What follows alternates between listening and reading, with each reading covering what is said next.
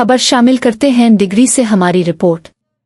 Degree America और Israel का Iran पर बिलाजवाज हमला खित्ते को अदम इस्तेहकाम से दोचार कर सकता है और ये किसी नई आलमी जंग का पेशखेमा भी बन सकता है।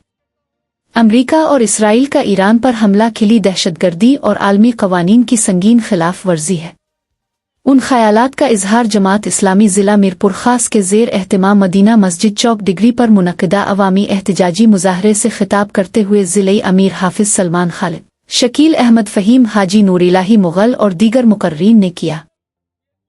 मुकर्रीन का कहना था कि स्कूलों और अस्पतालों पर हमलों के जरिए 150 से ज़ायद मासूम बच्चों और हज़ारों आम शहरियों को बमबारी का निशाना बनाना बदतरीन हैवानियत और सफाकियत है।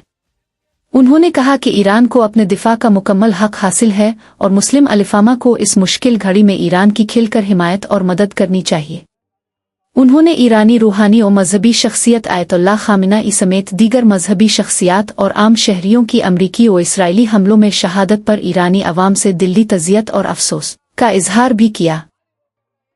मुकर्रीन ने मजीद कहा कि अमेरिका और इसराइल की दहशतगर्दी और बर्बरियत का मुकाबला करने का वाहिद हल तमाम मुस्लिम ममालिक और उम्मत मुस्लिमा का बाहमी इत्तेहाद है। उन्होंने कहा कि मुस्लिम दुनिया को जदीद टेक्नोलॉजी इख्तियार करते हुए अपने दिफा को मजबूत बनाना होगा। इस मौके पर शहरियों और जमात इस्लामी के कारकुनान की बड़ी तादाद मौजूद थी।